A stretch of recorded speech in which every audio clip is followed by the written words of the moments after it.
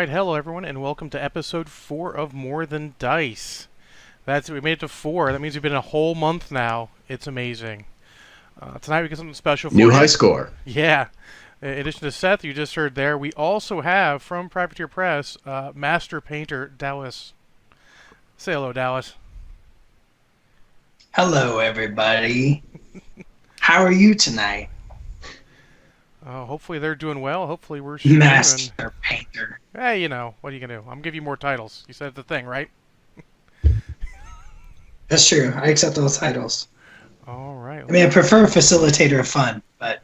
Facilitator of Fun is a great title. Maybe we should go with that. All right. Let's see. I have not seen any videos show up yet. Guys, are the videos showing up? I know you guys got music originally. Let's see if we got video.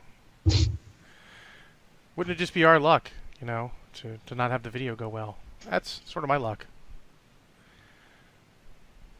Well, if that's the case, that's all right.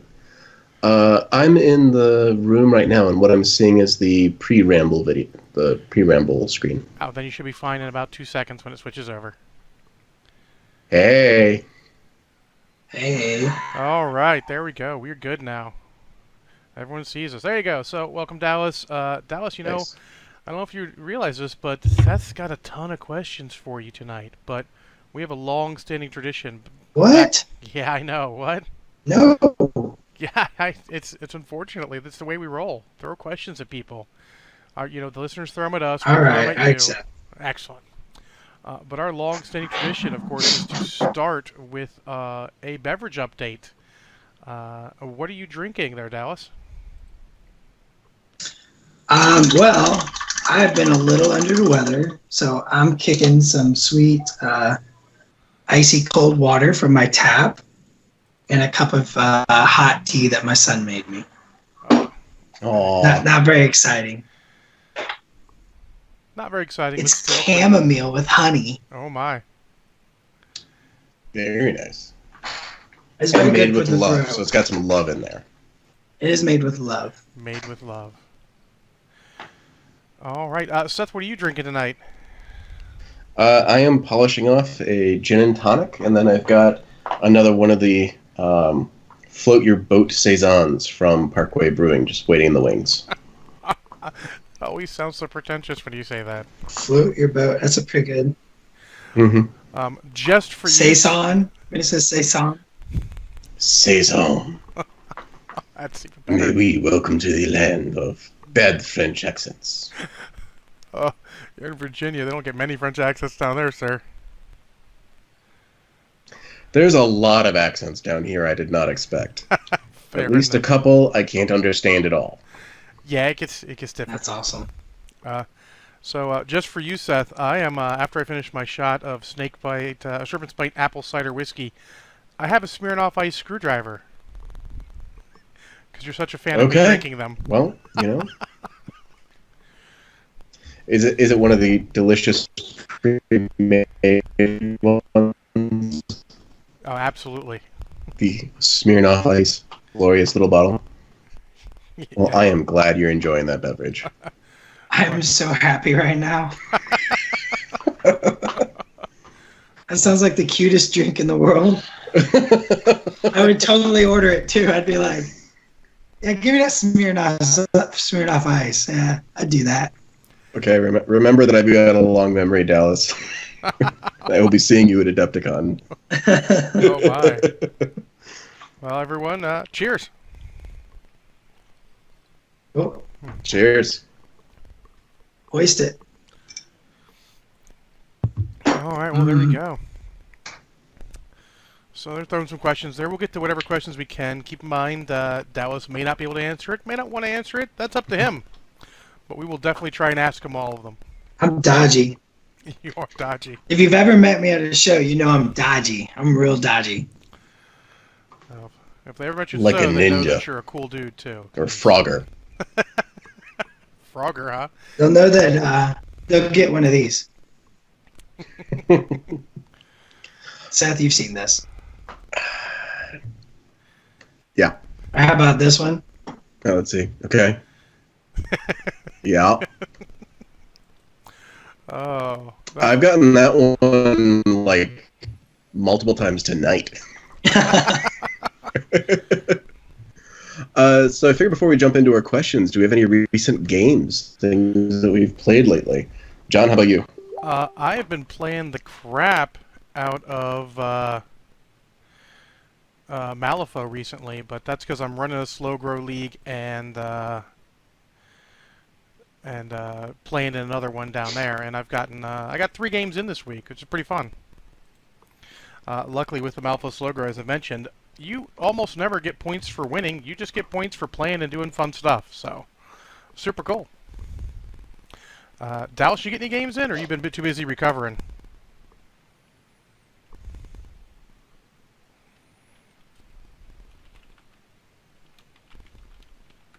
Who, me? Yeah, you. Yeah, you, Dallas. Not the other Dallas. I have not gotten a game in this week.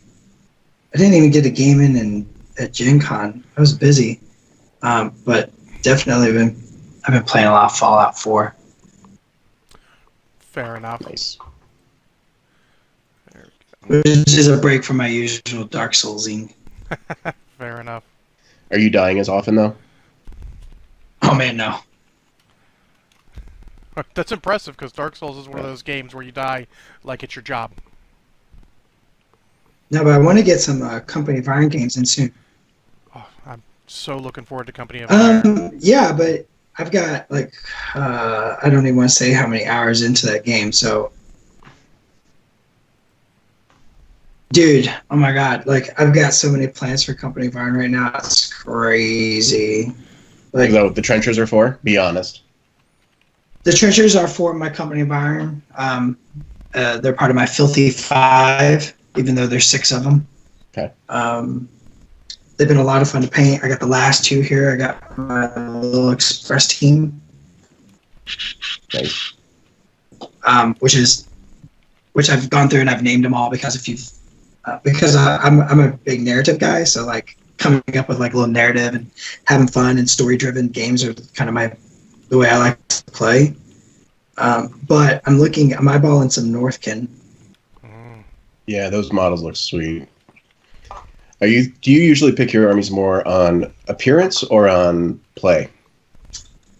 Appearance. Like, it's purely appearance. Like, I have to have a story. Like, I have to have like a reason to paint this up. So like my Khador, I mean, I only have Doom Reavers and Grey Lords because that's to me is the most visually appealing, and a bunch of Warjacks, of course. It's just like, if it looks cool, I don't care how it plays. Like, I'll still play and I'll still have fun, win or lose. So, Nice. Sweet. playing the game is the fun, not winning the game. Mm-hmm. For me. Yeah. No, I'm kind of with you there. I played a fluffy, silly game yesterday with one of the locals, and he's like, "I've got a tournament list. I could bring Amon. I've only got Protectorate, or I've got a stupid Sevi list." And I was like, "I've got a Kalissa list. I haven't played in ever." So I throw it down on the table, and he goes, "All right, Sevi 2. It's like, Kalissa, I'm stealth." Right. Kind of know where the game went, but we played it out. It's a lot of fun. And yeah, the guy's a great opponent. And just cracked up the entire game. So every time I was like, something bad's going to happen, I was a little worried about. I've played people who've tilted when there's been Kalissa's feet and they've got all the guns, and he just laughed and he goes, "My turn?" I was like, "Yep." And he goes, "Okay, your turn. Back to you." Yep. It's like, all right. That's the fun. Like, you can win those games, right? Yeah. I mean, I played Zarkova 1 all through Mark 2. Mm-hmm. Like 90% of my games was like Zarkova 1. I just love the way she played. And like, I got to the point where I just had a really high win ratio with her because I just understood her and just, just played. I just played. Like, and sometimes you can play through those moments where they drop something on you and you're like, well, this is going to hurt, but you just keep playing it out and you can still pull a win. Mm-hmm. You know? Yeah, it's one of the things I like about War Machine is that I've seen terrible lists do great because people know how they work. Exactly. It's you got to know it. You got to, I like to really get into the list and really have fun with the characters and the personality of the army more than I like I don't want to put a solo in there just to maximize it if it's a solo that, to me doesn't aesthetically fit into the army. Mm-hmm. Yeah, absolutely. Well, this actually brings us to one of the questions that people have been asking. So for you, Dallas, so when you're painting stuff for you compared to the studio, how long does it take you to finish a piece? My typical tabletop goal is 3 hours per project. And I define the project however I want, right? So a project might be one single warjack. Or a project might be half a unit, right? I kind of define the project at the beginning and then I go off that and then I shoot for like 3 hours. Because it's, it's just painting miniatures for your tabletop. You want to get them done, you want to get them to look cool, but you also don't want to spend buckets of time on them. Like, let's get them on the table, let's get them painted. There's no reason not to have them painted if you can, there's no reason not to have them on the table. Right. So for me, it's that tabletop is not a quality thing. It's a time thing. Yeah, that's a different way that I think a lot of people think about it. Because even I've had people ask, like, I want to do a high quality tabletop paint job, and I want to do it in 2 hours. So I'm like, that's totally doable because it's whatever that means for you. Right. But if they want to do something like a studio piece, so when you're Studio painting something, yeah. So how long does it usually take you to do, say, a solo for photographing? I mean, that's the thing, right? Is like a tabletop model. I think that's a good definition to like come up with. Is like a tabletop model's that ultimate goal is to be on the board and get shot. Yeah. Right. That or win the game, whatever. I'm paraphrasing. A studio model's ultimate goal is to be photographed and have that one image as the image for the rest of its existence. So we definitely paint to a much higher standard for a studio model, and it could take 3 days for a solo to be painted. Yeah, and then once that photo is taken, the model goes to display until it's needed for something else. Yeah, pretty much. Yeah. We use them for I use them for references too. Yeah. I'm painting. Let's say I'm painting that new. Say I'm painting that new Retribution thing, right? I might go get a Retribution model out of the case so I can look at it and I can see what previous painters have done, because effectively I am painting an army in the studio, right? When you see those big pictures of all the army laid out, I mean, I'm effectively painting an army. So it's got to match what's been previously established to some extent. Sure. So I might use studio models for reference along with photographs and stuff like that. Because you're not even painting an army, you're painting all the armies. Yeah, we paint every, it's wild. Like, I'm an army painter for Matt Wilson, and I paint all of his armies because he owns all of them.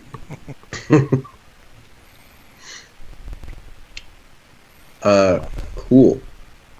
I think it's good for people to hear the difference between that, because I know some of the people I've talked to get really frustrated because their models don't look like the studio models. They don't look like somebody spent a week on them.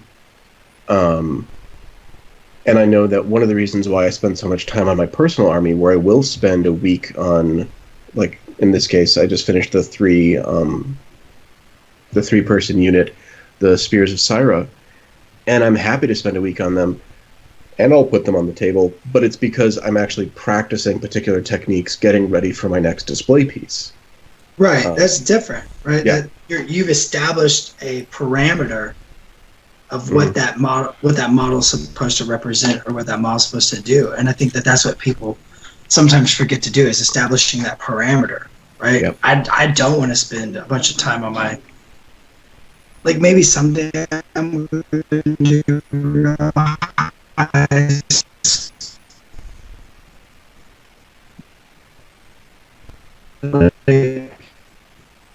in display that. So I think that kind of leads us to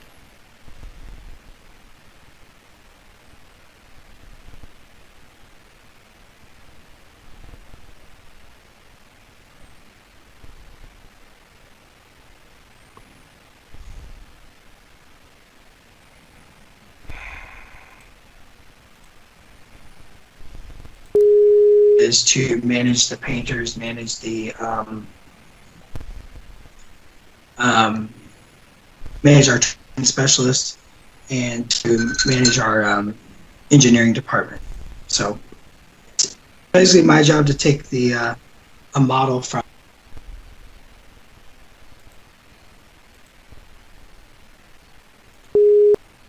So then, in a typical day, what do your tasks usually look like?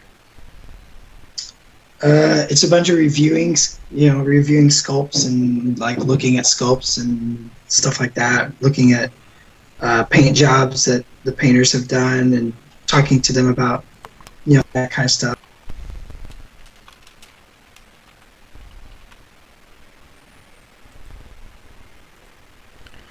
I mean, it sounds like, and I can't believe I'm going to say this, but it sounds like a job. It is a job. I mean, studio painting's a job. Come on. You're putting this on. You be honest, you spend all day playing with painting anything you want.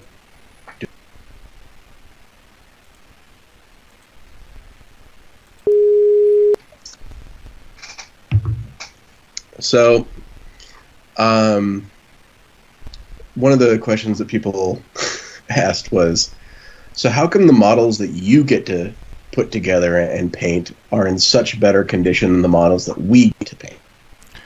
This is stupid. Anything. Oh yeah, that's true. That's true. It's not. I get pretty much the same models everybody else gets. I deal with mold lines. I deal with gaps. I deal with things like that. Like, it's part of being a hobbyist.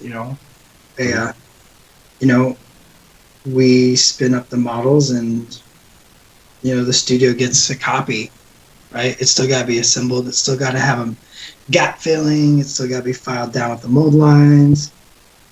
The mold lines in the same spots as they are on yours. Like, when I tell people, like, it's model first. You can't build a house without a good foundation, and the modeling aspect is the foundation of the house.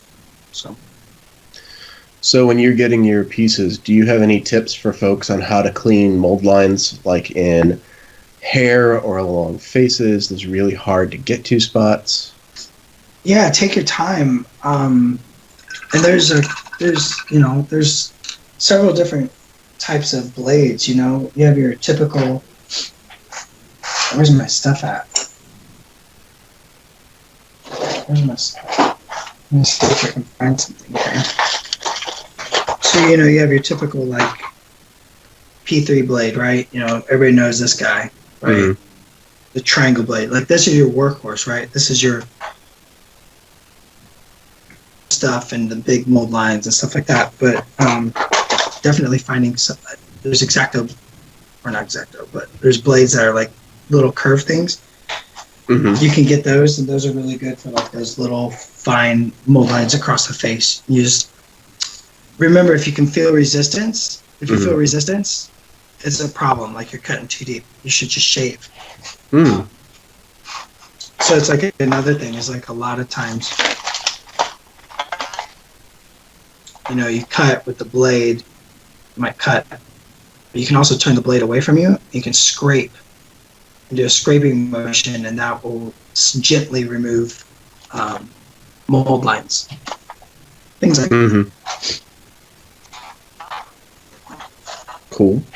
And these guys also make this one in particular.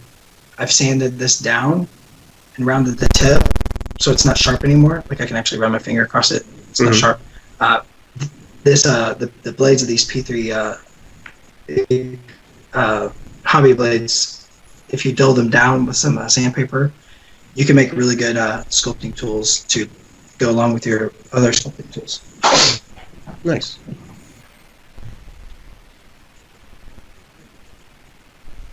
Kind of nice. Additions to your sculpting arsenal to fill gaps and stuff like that. Yeah. Do you typically use green stuff or gray stuff, or do you use milliput? What's your go-to? I mean, my go-to is P3 aluminum putty. It's so soft. It's such a fine texture, fine grain, and it dries really, really hard. So you can actually sand it, shape it, stuff like that. So that's my go-to. Nice. All right. Continuing with the questions, because we're just going to pepper Dallas tonight. Oh man, we're just gonna go. We're on the hot seat tonight. And That's right. Fire him off. I think John is being quiet because he's making sure that everything is running appropriately. So you've been doing a lot of hobby content online, lots of videos. It's been a long time since Ron Cruzy went out and did his first hobby DVDs. So what inspired you to start doing the P3 videos? It was definitely that first video, right? It's like the first video. I love that first video. It has, that DVD has a ton of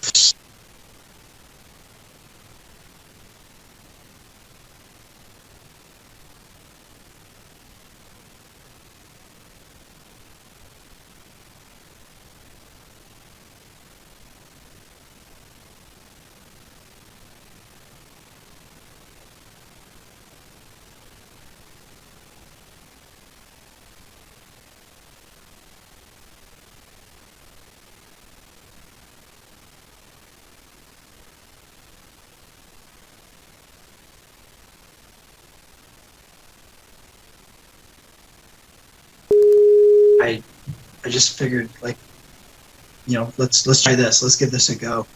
And so, in my head, personally, I feel like, all these, the Formula P3 Presents and the Get Your Paint On combined is basically volume 2.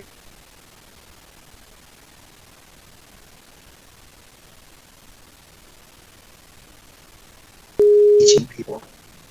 Yeah. I love helping people become the best painters they want to be, right? Whatever that means, right? Like if you just like, I just want to be a tabletop painter, give me some tips. Sweet, let me some painter. Give me some tips. I'll give you some tips. Like you define what you want out of the hobby, and I want to try to help you achieve those goals to the best I can, right? So do you find that most of the people that you talk to at the cons are folks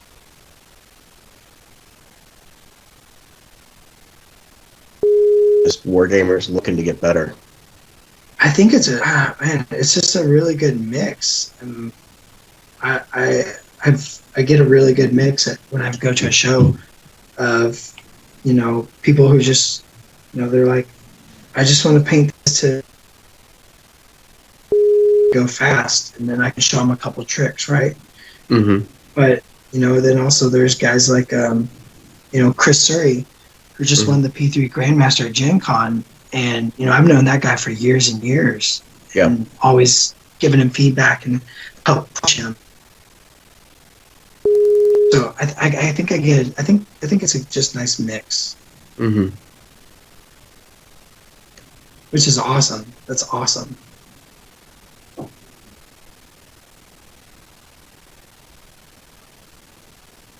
I'm just checking in on the stream. On that, I'm checking in on this super awesome gun. Nice.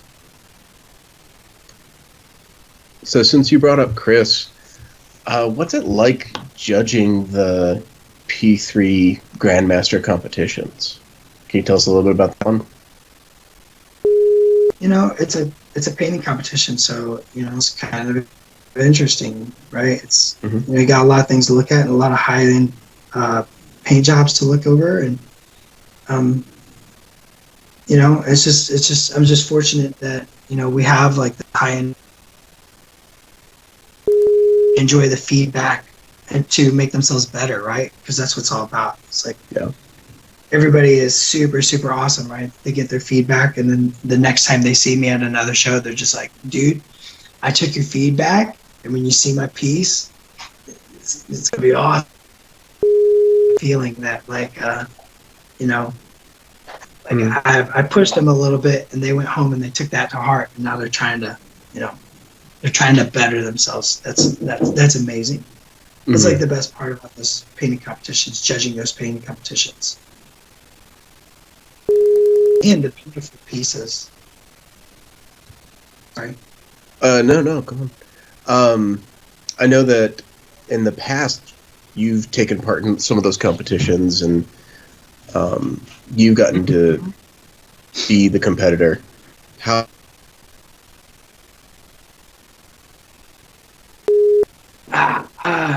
I get so nervous when I compete, like, because I don't even care about winning. Like, I mean, it's kind of like the gaming thing. Like, I don't care to win first place. Like, um, you know, when me or somebody, one of my friends like Cat Mart, we enter the same painting competition, right? It's like Mhm. whoever wins, I'm excited for them just as I'd be excited for myself, right? Yeah. Um, but I get nervous with did I push myself? Did I do something new? Like that's the part that makes me all nervous. Um, Gotcha. you know, just did I push myself basically? Hmm. Yeah, and going up against Cat Martin is not an easy thing. She's super talented. Yeah. And I know that having had the opportunity to talk with Surrey through his entire process working on those pieces, both the bust and the Death Jack model, like the way he thinks about what he's doing is just super mind blowing. Yeah, and that's the thing is like when people I've seen people get discouraged by looking at competition pieces, and you really should not get discouraged. Like if you're Mm-hmm. a tabletop painter and you get discouraged by like that's like driving a it's like driving a Toyota and getting mad that race car drivers go super fast and like I'm never gonna drive again.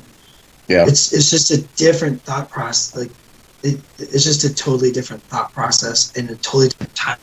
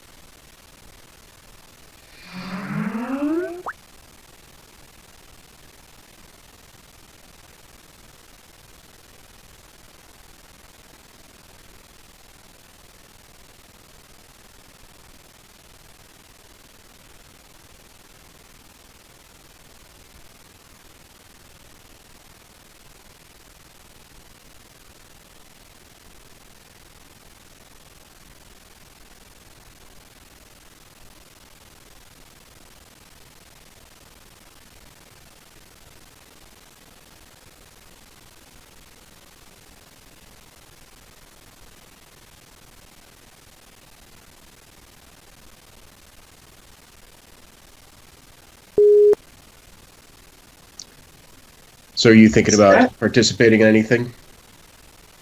I don't know. I might do something for Adepticon Crystal Brush. Nice. I like competing in that one. Being chosen. Oh no, don't give us your secret sauce just yet. We want to see uh, the final product. I mean, I'm working on a Borka bust, and I've done some. What's the word? fella. Yeah. Is it now Oh, yeah. Valandra? Is that what happened? He's not going to be a different character, but he's definitely gotten a shave.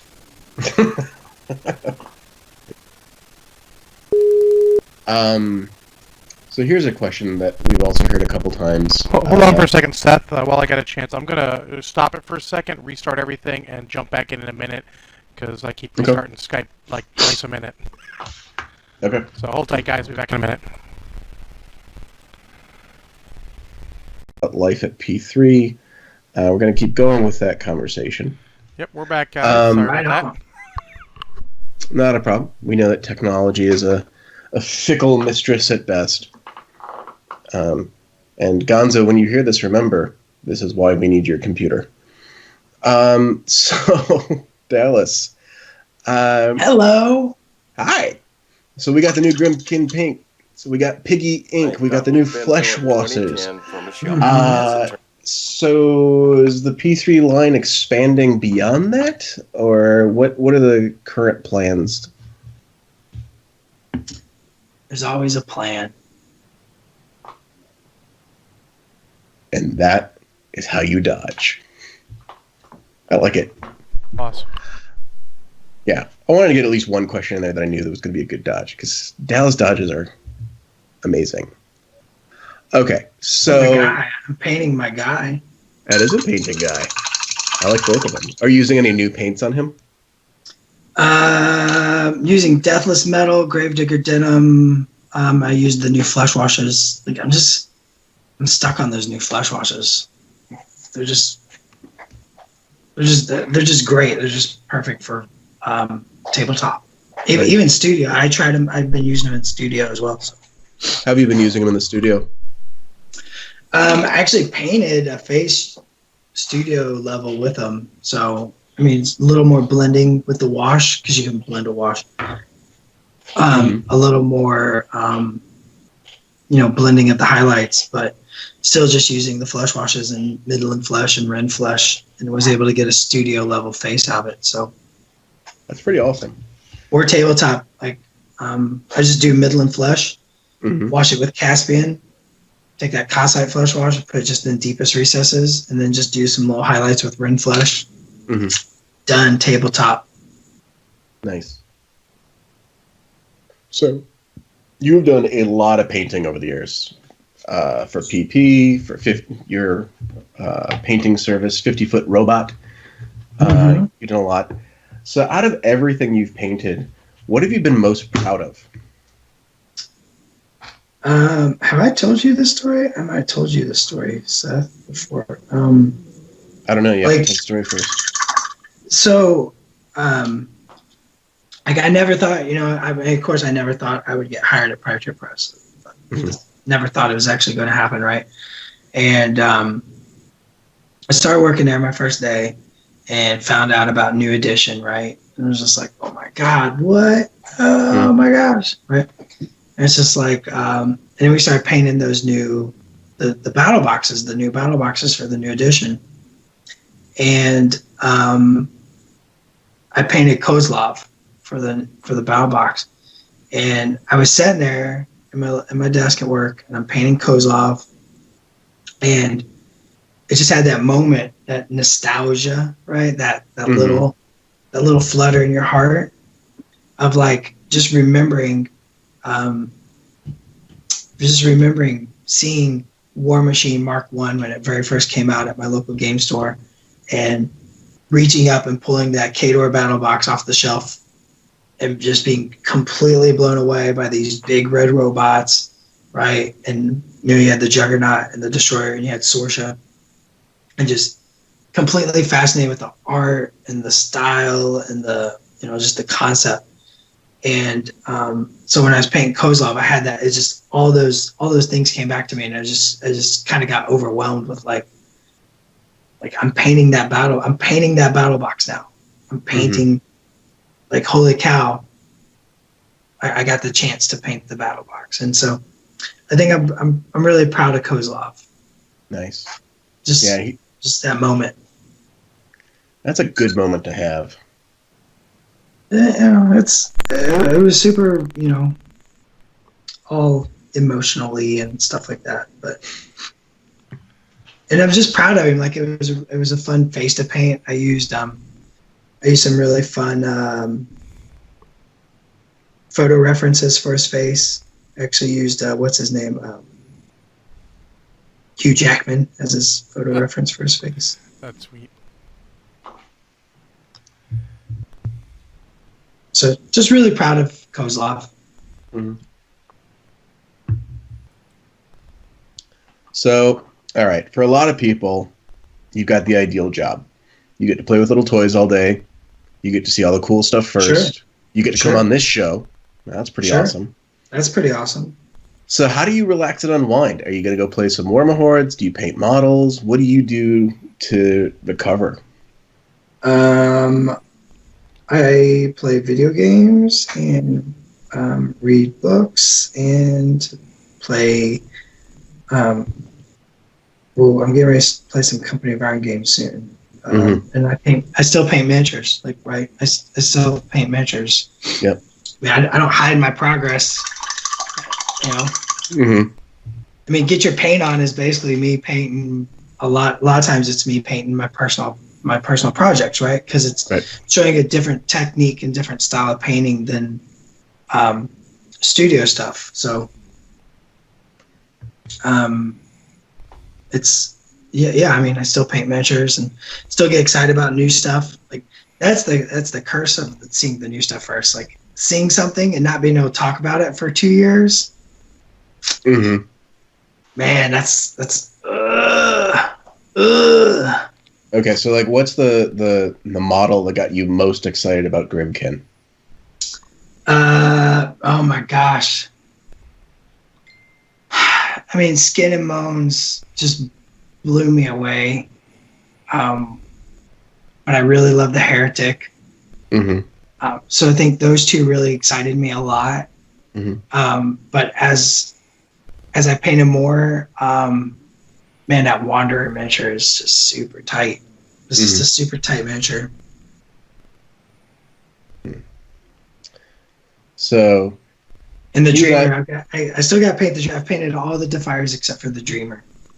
Yeah, I have no interest in playing Grimkin as a faction just because I don't think I've got time to paint everything. But the Dreamer model is so good. And beasts. Yeah, I think we're going to see her in some painting competitions. I have a feeling like she's just a really pretty piece. Yeah, and so different from I think almost anything out there that's not an art piece. Yeah, I don't see games with things like that.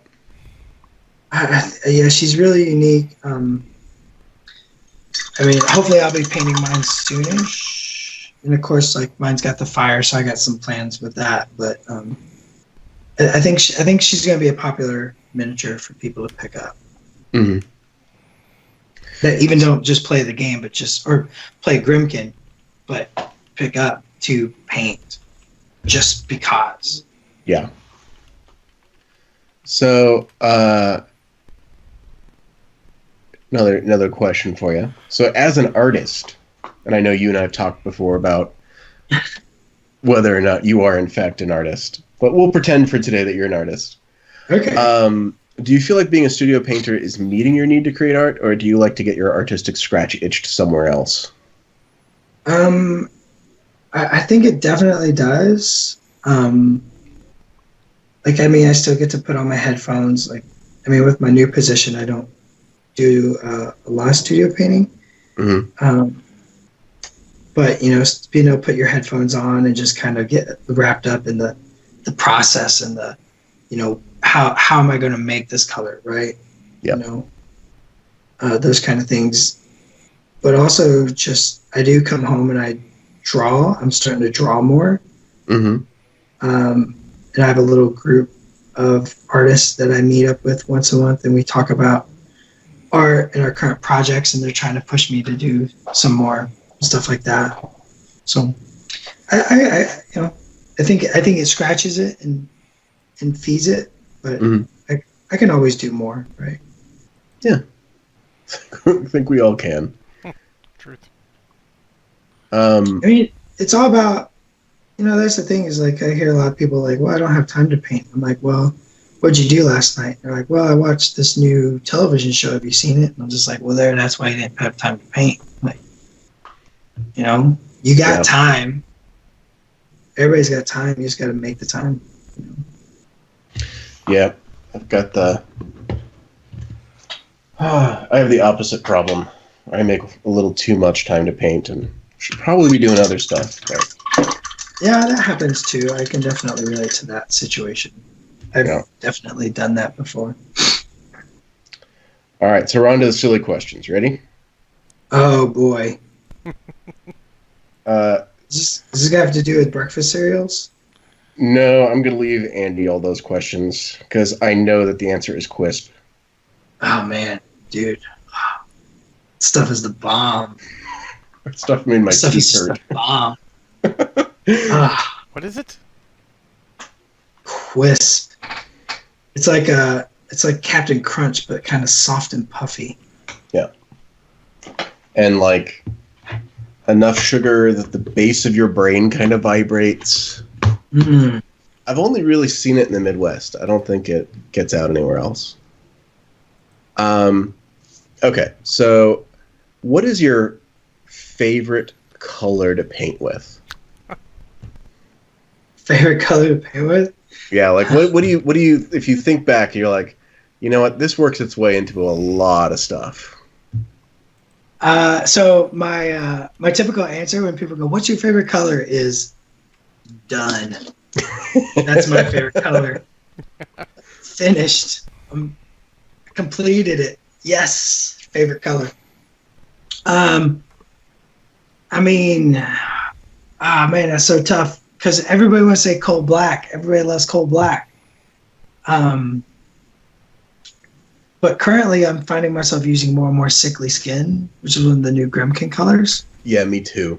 It is awesome. It's the coal black of white, right? Okay. Sorry, John. No, it's Dude, fine. it's crazy. It's a green white, and most whites are titanium, so pitch and pure, or yellow whites or blue whites, and you don't get a lot of green whites. And so we have this green white called sickly skin, and I've just been putting in everything. Like you just add to Gravedigger denim, and it makes a highlight, and it's just like this nice soft highlight. It's not a stark highlight. I've added it to regular human skin to like kick up, your middle and flush up a little bit and add those like tiny white highlights. It's just a really good color. I'm finding myself using it a lot. So. Yeah, I was using sickly skin quite a bit as the highlight on the greens for the Retribution that I just finished. And it's just, it's an amazing color. I can't two brush blend it for crap right now. But I think that's more because I'm getting used to the humidity down here. Yeah. And it's a very strange thing. Welcome to the East Coast. Yeah, and in the mountains where in the morning the humidity is 97%, by the afternoon it's 30, and then somewhere around the time I start painting it'll start at 40 and be back to 90 by the time I'm done. Yeah, humidity plays a huge role in your painting. So a lot of times people ask me like, well, what's the ratio of paint to water for to paint with? And it's like, well, that's kind of hard. I live in a rainforest, right? Yeah. You might live in a desert, so a magic number. I can give you a guesstimate, but you might still have to play with that. And and your house actually affects it too. I lived in an apartment where the heating was all right near my painting desk, so I needed to water things down more. But now I'm away from that, I can water them down less. There's so much that goes into that. There's so many variables. I just try to tell people to play around. Like, if it's not working, it's not right. Like, don't sit there and just keep using the same thing. Like, if it's not working, it's not right. Just adjust it. See what you can do. Mm-hmm. Maybe want to go back and glaze just a little bit more into some cheekbones. Yeah. Put that glaze in there. Oh, yeah. It's like a jelly bean. Mm-hmm. That's how you paint the jelly beans. That's how you paint the jelly beans. If anyone would like to know what that's all about, next time you see Dallas at a con, ask him, what's the jelly bean and why did you have to glaze it? Nope. All right, so favorite paint color and least favorite paint color by taste. Predator Press does not recommend tasting your paints. You shouldn't be tasting your paints. Why are you tasting your paints? It happens. You know, you get there, you're thinking, you switch brushes, you switch them back, you realize you've made a terrible error. You just whoops. Metallics. Ugh. Blah. Metallics are terrible. Yeah. Paint in your mouth is terrible. I try to avoid that at all costs. Like, I'm a brush licker, but I mean, I rinse my brush a lot and I get very little paint on it. So, because, well, I mean, I two brush blend, and so when you two brush blend, your paint is so thin and so translucent. Yeah, you tend to get very little paint on the brush. So I was trying to explain to somebody the effect of two brush blending, and I want to see if this makes sense. That essentially you're going from an opaque paint to using the saliva to create a glaze as you go. Does that seem about right? Short and dirty, yeah. Yeah. No, we don't do complicated on here. Short and dirty is the only way to go. Yeah, I mean, yeah, absolutely. Yeah, it's, you shove a little paint down into the recesses or up in the shadow, and you take that second brush and bring it in, you're creating like a reservoir to, kind of moisten that surface. And you're stretching it out. There's a lot happening going on there. You're getting into undertones and, you're getting into glazing. I very much compare two brush blending more to watercoloring. Okay. Why is that? It's just the way you paint. It's how I'm painting. I'm very much painting like it's a watercolor. Like if you watch watercolors paint, they'll put the little drop of paint in there and they might hit some wet around it and it stretches it out. And they use that brush to kind of stretch the paint out and give that that blend, that transition area from color to color. And that's all you're doing really with two brush blending. All right. Hypothetical. You've been forced to enter a painting competition. You got 48 hours. What are you going to look for in a model that you know that you can take advantage of to do well in this competition? The very first thing I'm going to look for is I got to love the model, right? I kind of want to look for something eye-catching and something dramatic. Something usually where the face isn't blocked, like right. Where do you look at when you talk to somebody? Who am I talking to? Okay, fair enough. As a good person. Yeah, typically you're looking at the face. You're looking at the face, you're looking into their eyes. So to me, that plays a huge part in choosing a model. I want a good face, I want a good set of eyes, so I can put the character and the expression and the emotion and the drama in the face, because it's the very first thing you look at. It's the very first part of the story is the face. So that's one of the very first things I look for is the face. And then the story. If I can't come up with a story, I kind of don't want to use that model.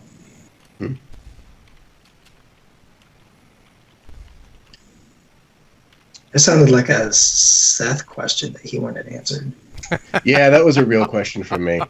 You and I have had so many good conversations over the years talking about art, and it's one of the things I always think about when I look at my own pieces, because I go at it from the other direction, where I think about the story and then I start filling in the models that could tell that story. That can work, sure. Yeah, so like at War Machine Weekend last year, I knew that I wanted to do a battle scene. I knew I wanted the battle scene to be involve somebody sort of like jumping out from behind cover, and then I just started looking at what I had that I could do that with. Sure. But that, unfortunately, that Kaylessa model totally broke your rule of make sure you can see the face. But I don't think it has to be a hard, fast rule, but it definitely helps to sell the story. The face is such an important part of human interaction, the human ego, human storytelling, a good face just means so much to us as humans. And I think you put all the drama, especially in something that's like a miniature that's, the static, tiny little thing. You got to have the emotion, you got to have the drama, and the best place is the face, right? Everything is told in the eyes. So you heard it here, folks. No Menoth models. That's not true. Man, there's some killer Menoth Protectorate models. Like, oh my gosh. So on that vein, then, do you have any, I don't know, either real examples or fake examples of stuff you've seen in competition and just been like, okay, those heartbreak moments for you as a judge, where either it's a great piece, and then there's something like tragic about it, or a great painter but just hasn't shown up well. And you don't have to give us any names or specifics, but like, because I wouldn't do that. Yeah, no, I'm not trying to get you to put anybody on blast, but I mean, like. But I've definitely seen some really beautiful pieces, and then you're looking at it, and it's just got mold lines on it. And you're just like, and that goes back to what I said before. Like, the most important part of being a miniature painter is being a good hobbyist, right? If you don't know if you don't take the time to clean up a mold line and cover up a gap, like, what's the point of even doing the paint job sometimes? It's like if somebody painted the Mona Lisa on a piece of mud and you just start watching it melt in front of you, right? Like, what's the point? Not saying there can't be great pieces of art on really weird pieces of canvas. I mean, there's some really beautiful pieces of art that were done on tablecloths and picnic tablecloths, right? Like, you can actually see the picnic squares through the paint job, like that actually exists in some paintings. But it's just taking the time to prep the canvas, and if you don't do that, it just kind of messes with your paint job. And it's heartbreaking for me to point that out to somebody. Yeah. So, do you have any like rules that you follow when you're giving people feedback, whether it's positive or negative? Oh man, that's a good question. Yeah, you can tell you broke it into my questions, right? I kind of feel like I always try to give people real, honest feedback, unless they don't want it. That's fair. Dude, Seth, you've heard me give feedback. I usually started out with like, what version of the feedback do you want, right? And my feedback is honest. Like, I'm going to tell you screwed up, and so some people just don't want that. I mean, a couple of years ago, I remember you gave me my first piece of feedback from a competition model, and I'd put in a Rhett model kind of just because I had it and I want to see what happened. And you were like, how honest do you want me to be? And I was like, be honest. He's like, your medals suck. They are terrible. I was like, that is the first thing you need to work on. Yeah, but what'd that do for you? Oh, it has become a mission Right. I am waiting for the day that you look at one of my medals and go, that's Yeah. right. Right. And if I would have told you like, your medal's all right, you wouldn't have had that drive, you wouldn't have had that heart, you wouldn't have had that fire and that gumption and that desire to like put me in my place someday. I don't know if I'm trying to put you in your place as much as, you know, Sure, you can do it. do the thing. Show you I could do it. Sure. I don't know that if I have any hopes of ever becoming a P3 Grandmaster, but I definitely want to be, if I ever get into one of those competitions, feel like I've got an actual shot. Yeah.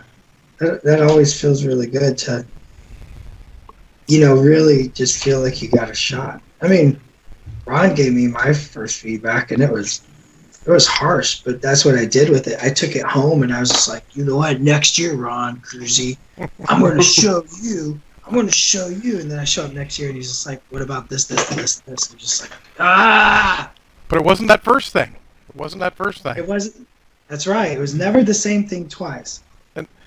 It's a good note for when people at the game store ask you for feedback. You really have to go, what kind of feedback do you want? Do you want me to like, how's it look as a tabletop model, or do you want me to say what I feel like as a painting piece? You gotta ask that so you can give them the proper feedback. Because there's plenty of kids who just want like, how's my army look on the table? I'm like, you look fine. You got all painted. You got a theme. You based. It's awesome. Happy to play against that. Yeah. And then my buddy, the Jason, who's one of our more avid painters, will ask like, well, do you want the real thing? Because you need to do this and this and this and this to make it look great. It's exactly right. Like it's every,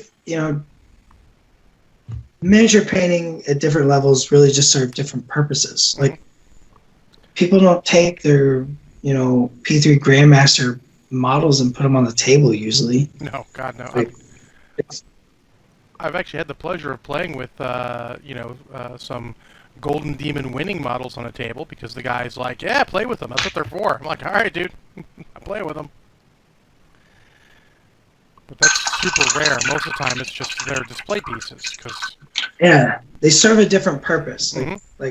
And so you don't treat them the same. I don't treat a tabletop model the same as I treat a display model, the same way I treat a studio model, and the same way I treat a competition model. Like those kind of four things kind of serve different purposes, so they have a different expectancy. It's like you don't take a ceremonial sword into battle. That's not what it's for. Exactly. All right. Nightmare situation before we go on to the media section. Dallas, we've been talking about how you're a judge. On this podcast, we have gentlemen with fine haircuts and beards. So the question is, how would you critique our beards? How would I critique your beard?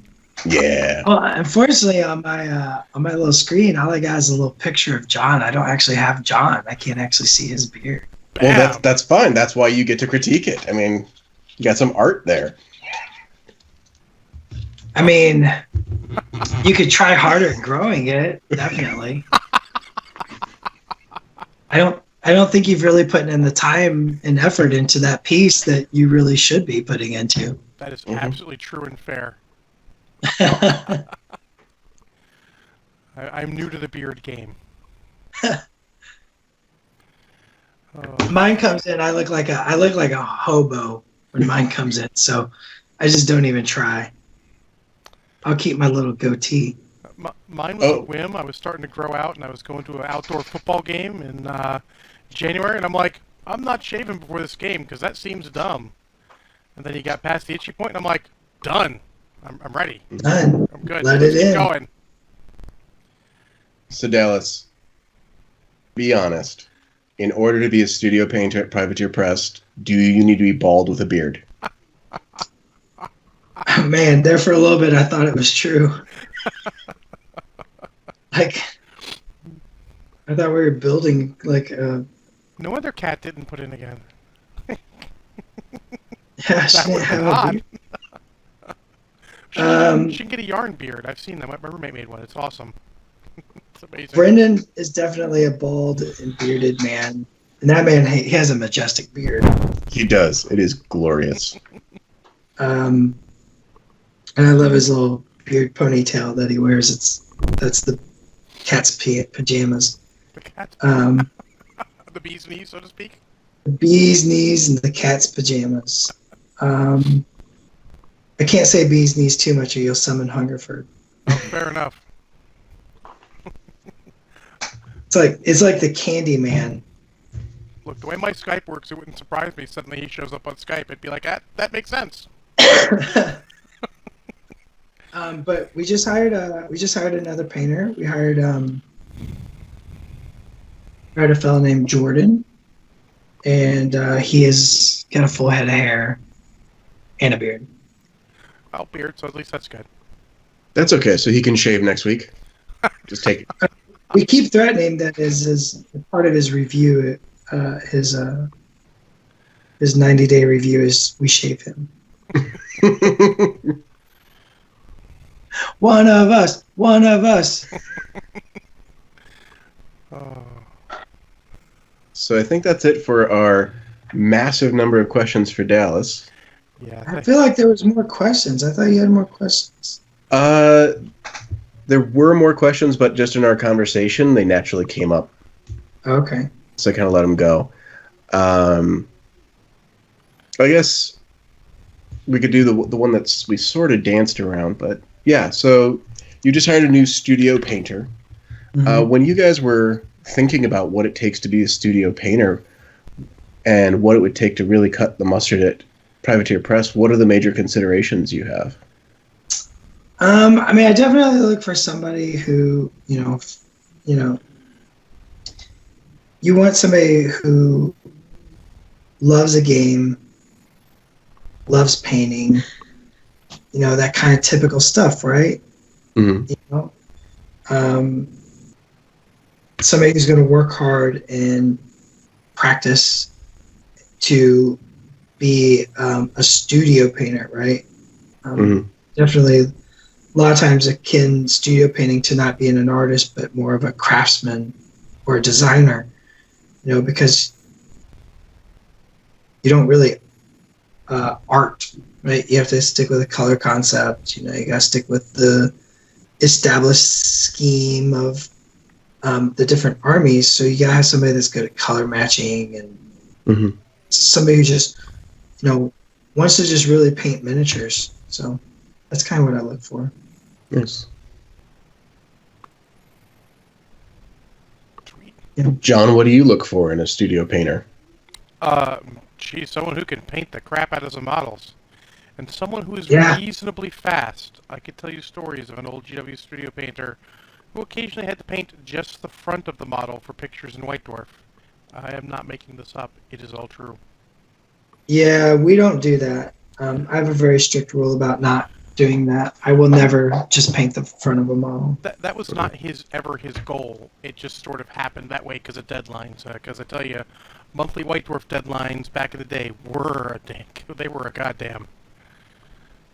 I painted an entire Lord of the Rings army up in like 20 days because I had to. And given how I paint, that's impressive. That's the fastest I've ever painted. I didn't want to paint for like months after that. But some can do it, some can't. You got to figure those guys out. The guys who can handle painting that much and that consistently. Because it's not for everyone. It's not for everybody. Like, some people want to come in and they want to reestablish like color schemes, stuff like that. It's just like, that's not what you get to do in studio paint. I think there's a reason you get a lot of guys who have painting services because you guys have proven that you can paint that much and not get burnout easily. Or at least we have a way to get through the burnout. Fair. I'd say not get burnout. If you don't show it, you might as well not have it. As far as I'm concerned, you don't have it if you don't show it. I don't. Burnout. I don't know. I think I benefit from a very blue collar background, right? It's like I spent most of my life working in factories and working in restaurants. Some very blue collar mindset. Like it's a job, right? So burnout doesn't even occur to me, right? It doesn't even dawn on me to have a burnout. Like I get up in the morning, I drink a cup of coffee, it's time to paint the miniatures, right? Mm-hmm. That's probably why you're so good at it, sir. It's a lot of dedication, a lot of hard work, patience, practice, perseverance, kids. Yeah. It's that, and then like that moment where like I do have like, man, I just don't want to paint right now. I just go, well, I could go work in a factory again. It's like, so nothing wrong with that. It's just I definitely realized like like what I got, right? Yeah. Mm-hmm. So how do you keep your hands from cramping? I've never gotten hand cramps ever. So lucky. I think I'm just designed. It means you have a good back too, because I have back problems, and occasionally I lose feeling in fingers, which puts a crimp in the painting. At that point, you have to stop. That's a good tip for your painters out there. If you start losing feeling in your fingers, stop painting for a bit. Don't Take a break. Don't push through it. My old one of my old partners used to do that, and he fucked up himself pretty well with that. That's too bad. Like at work, I have a standing desk at work. Those are the greatest. They used to at the Games Workshop stores. They had to paint standing, and all those guys seemed like they got through it okay. And most of them are like, yeah, I can paint standing fine. It's no big deal. Yeah, I've had a standing desk for 2 weeks, and I'll never go back. It's great. Awesome. They're fantastic. It just helps your back and helps you keep a good posture, which also helps with your ergonomics and your steadiness of your hand and stuff like that. It just does so much for you standing up. It helps all your habits because you develop the right habits for painting. You know how to keep yourself steady. Mm-hmm. So are you at a standing desk right now, Dallas? I am not standing all day at work. This desk I'm at is, this is in my house. This is a standing desk, but it's adjustable. And standing all day at work, I decided to sit at home to kind of change things up, because that's another thing. Changing things up is really good for you. Standing all day is actually bad. So I stand at work and all day. I rarely sit. Like I don't even sit at lunch half the time. I usually stand at my desk and eat my lunch. But coming home and having a sit and doing some painting like that changes up your habit, changes up your routine, and lets you, change is good. Yeah. All right. Well, I think we're ready for the media section. Dallas, thank you for answering all those questions. And now we've got one more for you, which is, did you watch any movies this week, and what did you think of them, if you did? Oh, my God. Or TV shows, or listen to books, anything sort of media related that you wanna talk about. This is that time. Last night we went to a grocery store, me and my son, and we come out of the grocery store, and I was like, you know what? You want to go over and buy a movie? Let's go look at movies. Let's see what kind of movie. And I definitely had my heart set on a couple different things. And we ended up, he tried to find Point Break, the original 1990s Point Break. Classic. And all they had was the and I'm like, why do you want to see that? He goes, dude. And I was like, but all we could find was the remake, and so he was just like, no remakes, Dad, no way, dude. So he ended up buying Cannonball Run because of $3 on DVD, and we watched the Cannonball Run last night. Cannonball Run 1? Yeah. Legit. I like that movie. It's dated as crap, but man, it's still fun. Oh, it's so dated. Like I had to explain to him, I'm like, okay, so that's Roger Moore. he was James Bond at this time. He was James Bond. So watch this scene, and then he's just like, so it's just so dated. Like all he had no idea who Dean Martin. Oh my God. Jackie Chan. He had no idea. Well, he knew who Jackie Chan was. He thought that was awesome. But Dean Martin and Sammy Davis Jr. He was just he has no clue who those guys were. Never heard of the Rat Pack, nothing. So that whole thing was just lost. Kids. Yeah, in that movie too, I paid about the same as you. I'll be honest, I'll buy any DVD for about $2-3. Won't even like, yep, $3, whatever.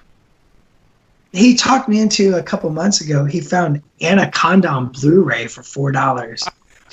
I'd buy it for $4. And oh God, he made me watch it. That's the kind of movie And you live to tell the tale. That movie's so bad. So, what kind of, whatever rating scale you want to give it, what would you give Cannonball Run? For me, I'm going to give Cannonball Run a 79%. 79%. Going for the percentage. Awesome. I would agree. It is definitely in that range. It is a good time. It's fun, but it's so dated. It just does not hold up. No, not entirely, but still fun. And I wish they did more of what they do at the end with the bloopers and the outtakes. Well, I mean, that whole era, that whole, Dom DeLuise and Burt Reynolds, they were kind of kings of that in the awesome. 70s and 80s. Yes. I'm like, also just completely fascinated by the whole idea that there was a time frame where cross-country race movies was like a genre. Oh, yeah. Quite a few of them. Like original the Gumball Rally. Gumball Rally, that's it. Yeah. Gumball Rally. It's just like, there's a whole genre of movies about an ensemble cast of people racing across the United States. Yep. Don't forget You should go back and Death Race. Death Race, of course. Not really an ensemble cast, but yes, that's as close as they could get. The original Death Race is a movie that should be watched by most everyone. Totally agree. It's so low budget, but man, they do a lot with that $12. They push the boundaries of what is possible for 73 cents. All right, Seth, what did you watch this week? I finished The Defenders on Netflix, and I'm not going to do any spoilers because I know there's people still watching it. I started the series thinking that Iron Fist was like the worst thing that happened to The Defenders, and I finished the series knowing that he was the worst thing that happened to the series. But at least you understand why. It becomes really clear how young the character is supposed to be. So he's supposed to be like 21, and you're like, oh, of course he's an idiot. We were all idiots at 21. And any of our young listeners who are under 21, don't worry, you'll be an idiot at 21 too, and you'll look back and laugh. That's what we all did.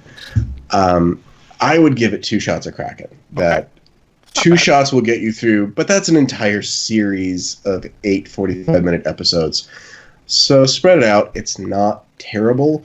The scenes with Jessica Jones are fantastic. Daredevil is amazing as always. And the guy who plays Luke Cage is the sexiest one of them all, by far. I hear there's one scene, 1 or 2 scenes with Luke Cage and Iron Fist chatting that gives you hope for Iron Fist in the future. Yeah, it's where you really get to see how young Iron Fist is and why he sounds like a kid, and you're like, oh, he's a kid. So that should have been made apparent in his own series. Exactly. And I think that I get the feeling that in his series they didn't play that up until the end because they were then thinking about the Defenders. Gotcha. That's my, well, that's a Marvel 10 problem. cent theory. Sometimes they try to play things up for the next thing rather than making a purely good thing themselves in the one.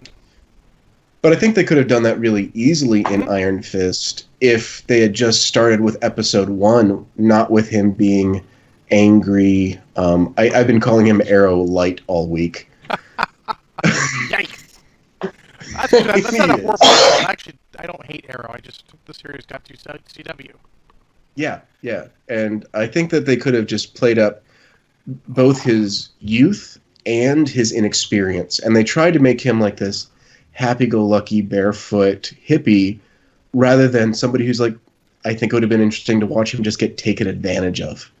and just like agree to stupid stuff because he doesn't get it. Stephen Amell would have made a great Iron Fist.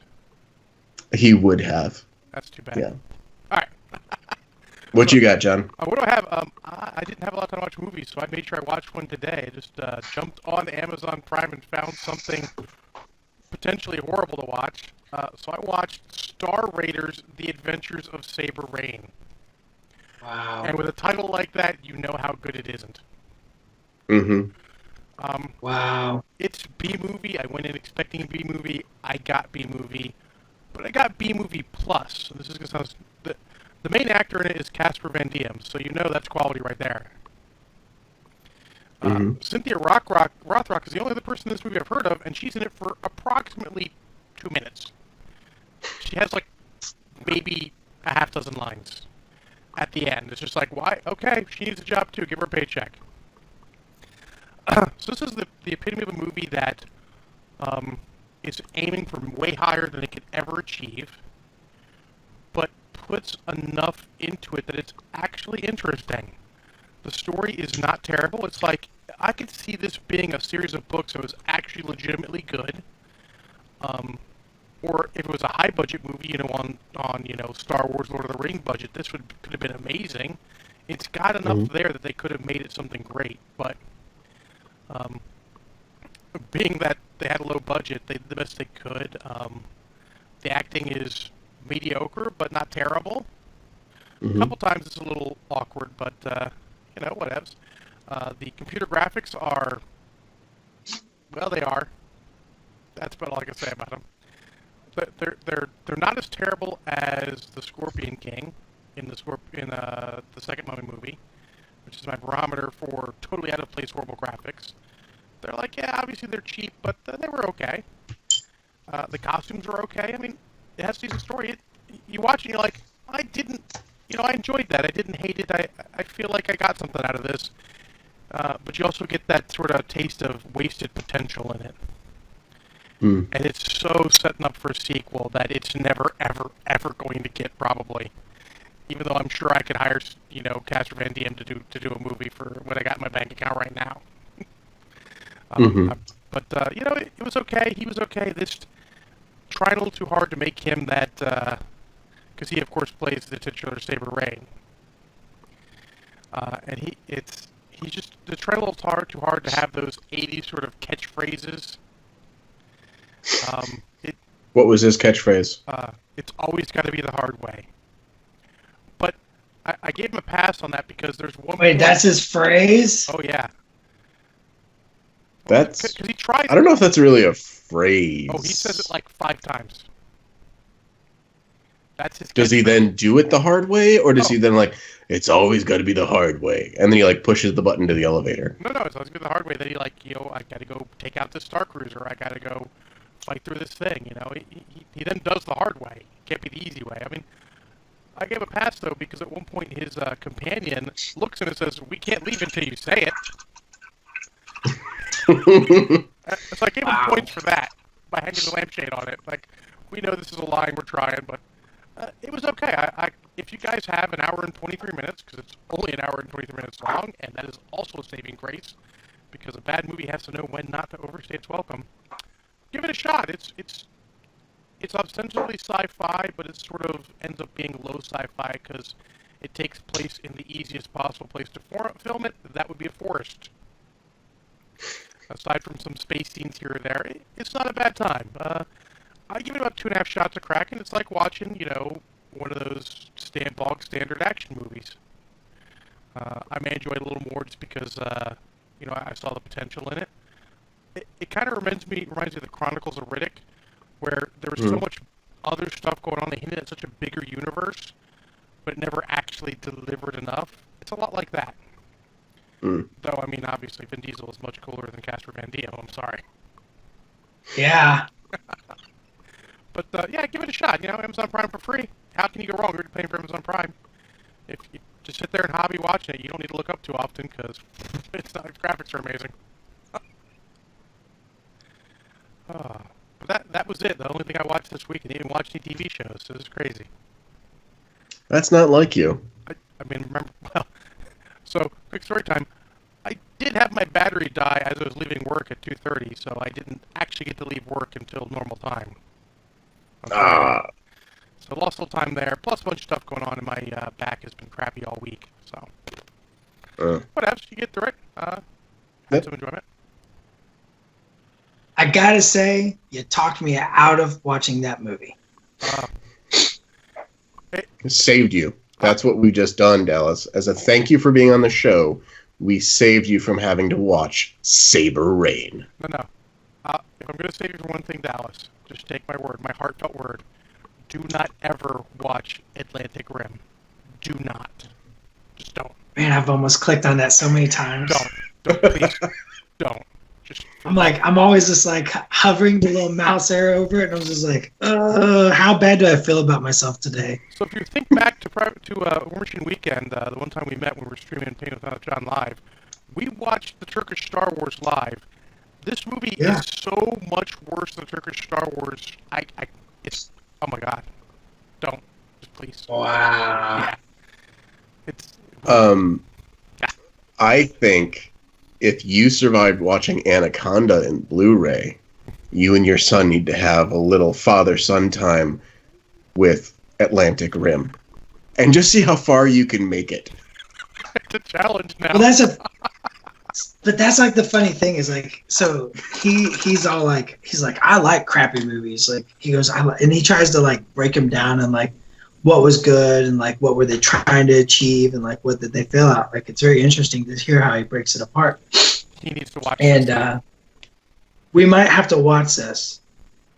Like he might get something out of it. I would suggest you have him watch it, but if you have to watch it too, please remember I warned you. I'm there for you. I'm That's trying. fair. You might need something stronger than chamomile tea with honey. Chamomile tea with whiskey. And then more whiskey. Ooh. A couple months ago, he goes, let's watch a really bad movie. So he started digging through my movies, and he pulled out Star Wars Episode 1. Oh! Oh, that's shots fired. We'll get the burn cream for Luke. And he got about halfway through, and he's just like, I'm done. He didn't even see the best part. That's the damn thing with the movie. The absolute best part is at the end, because that lightsaber battle is just straight amazing. Yeah. The rest Totes agree. Oh my god. It's actually not that terrible as far as crappy movie goes, but it's just not really worth your time. Oh, you need to go back. Well, no. To be fair, when John and I reviewed everything going into The Force Awakens, we watched them in the machete order, which means we totally skipped Episode 1. Because that's what people suggest. Just don't watch it. You don't need to. It just doesn't work. No. All right. Well, there you goes, everyone. There's some movies to watch or not watch at your own peril. And I do want to thank Dallas. Dallas, thank you for being on. Thank you for answering all those questions that Seth bombarded you with. I got more. But one. I got more. He's got more for next time. Do you really? Yeah, I'll save them for later, though. Save them for later. For next time you come on. And okay. Next time you come on, I promise it will be a better streaming situation. I do thank everyone for muddling through the middle of this episode where everything got a little crazy. But I'm more than happy to come back on and answer more questions or dodge them, whatever. you dodge them like a champ, so. All right. Like Mayweather. Oh, that's fair. I didn't even watch that. I know, too much money. Mm. They wanted like $40 to see it in the theater. I'm like, no. All right, so for Seth and for Dallas, I want to thank you guys for listening, and have a good one. Bye, gang. Hi, everybody.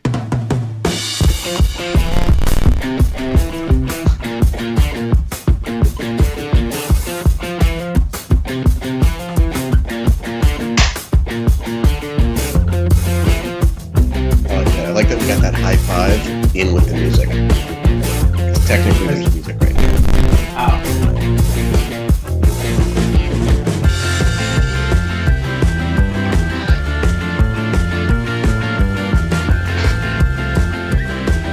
I think he came to see if I was going to feed him tonight or something. That boy's going to college. He can open up his own can of SpaghettiOs. I know, right?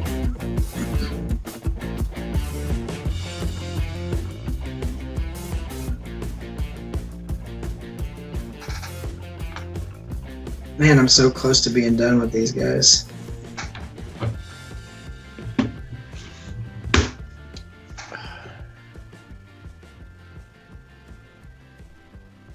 I keep saying that with the spears, and then I keep seeing little tiny things. Yeah. These are my company of iron trenchers. They don't gotta be great. Yeah. I want a copy of that.